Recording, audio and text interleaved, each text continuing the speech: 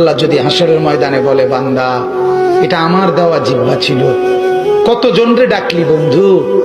আল্লাহ যদি বলে, বান্দা আমার এই জবানে আমার নামটা কি আমি একবারও শোনার অধিকার ছিল না?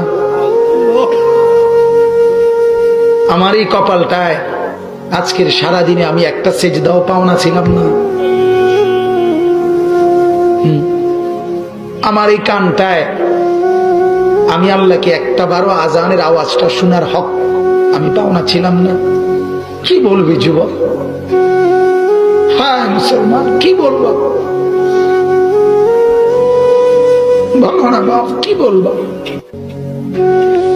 এক মা যদি বলে, মা তার পাষাণ ছেলেকেও যদি মা বলে, এরে বাপ 9টা মাস তোরে পেটে ধরছি রে বাপ, 2টা বছর তোরে বুকের দুধ খাওয়াইছি বাপ, বিনিময়ে তুই আজকে আমার মতো মা রে ভুলে গেলি বাপ, কেমনে রে সহ্য করলি?